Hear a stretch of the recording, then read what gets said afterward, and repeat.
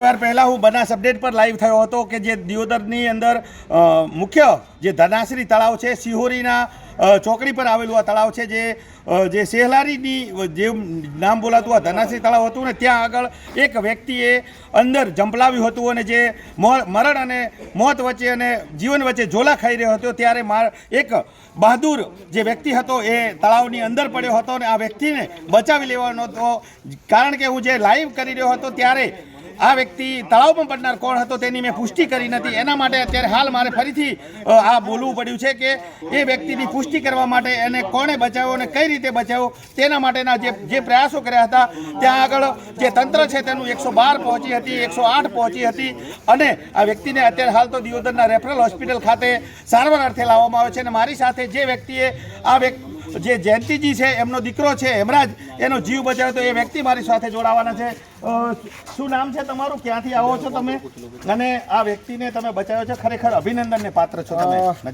હું Tharad fire officer Virambhai Rathod અને હું આજે મારી સાસરીમાં આવેલો હતો અને જ્યારે નીકળવાનું હતું એટલે મારા સાસુએ કીધું કે જમીન નીકળો, તો હું જમવાનું મને બસ બનતું હતું જમીન. એવામાં મને 112 ઉપરથી કોલ મળે છે કે જે દિયોદર તાલુકાનું જે તળાવ આવ્યું છે એમાં કોઈ વ્યક્તિ ડૂબેલ છે અને હાલમાં જે જીવન અને મરણ વચ્ચે ઝોલા ખાઈ રહ્યો છે. તો હું મારી પર્સનલ ગાડી લઈ અને ત્યાં ઘટના સ્થળે ગયો અને મેં હાલત જોતા મેં અત્યારે અંદર કૂદી અને જે વ્યક્તિ ડૂબતો હતો એને જીવિત બહાર નીકાળે છે અને અત્યારે જે હોસ્પિટલ છે.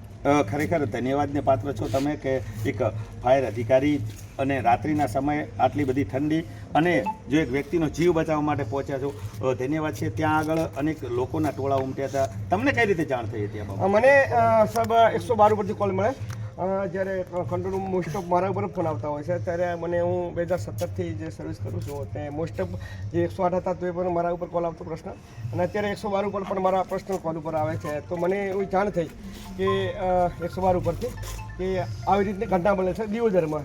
મને એવું કે હું દિયોદર ખુદ હાજર છું તો મને તો એનું જે ઘટના બને છે એનું મને તમે લોકેશન આપો તો હું ત્યાં જલ્દી પહોંચી શકું.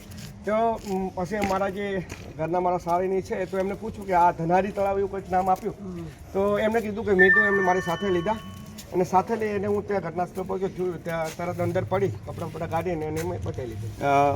આજનો આ દાખલો છે ખરેખર કે જીવનમાં જેની મોત લખ્યું છે એને મોત મળતું હોય છે ને જેનું જીવન 100 વર્ષનું ભગવાન આયુષ્ય કરતો હોય એને એક ભગવાન મળી જતો હોય એ રીતે તમે થરાદમાં સર્વિસ કરો છો અને આજે તમારી સાસરી એટલે કે દિયોદરમાં આ વ્યક્તિના જીવનને બચાવવા માટે આવ્યા હતા. ખરેખર આ ધન્યવાદ છે તમને કે આ વ્યક્તિને તમે બચાવ્યો છે. તમે કેટલા વર્ષથી સર્વિસ કરો છો, આવા કેટલા લોકોને બચાવ્યા? મને આ 40 ઉપર મેં જે બચાવેલા છે, અમે ઘટનામાં બહુ બચાવેલા છે, રાતે પણ બચાવેલા છે. જે આવા મને કોલ મળતા હોય છે મોસ્ટ ઓફ અમે કેનાલના ડેડ બોડી મેં 400 થી 500 મેં કાઢેલી છે અને જીવિત 40 થી 45 લોકોને બચાવ્યા છે. એમાં આનો પણ ઉમેરો થયેલો છે બચાવમાં. આપનું વતન ક્યાં છે? હું જેટા ગામનો વતની છું અને થરાદ નગરપાલિકામાં ફાયર ઓફિસર તરીકે ફરજ બજાવું છું અને તમારું નામ શું છે? વિરમભાઈ પી રાઠોડ, થરાદ ફાયર ઓફિસર. આ હતા વિરમભાઈ પી રાઠોડ કે જેઓ થરાદ ફાયર ઓફિસર તરીકે જે ફરજ બજાવે છે, જેટા ગામના વતની છે અને આજે તેમની સાસરી એટલે કે દિયોદરમાં આવ્યા હતા અને તેમને 112 દ્વારા જે કોલ મળ્યો હતો અને એ કોલના આધારે આ એક વ્યક્તિનું જે મુલકપુર ગામનો છે હેમરાજ જયંતિજી ઠાકોર તેનો જીવ બચાવ્યો છે. જગદીશ પઢિયાર, બનાસ અપડેટ.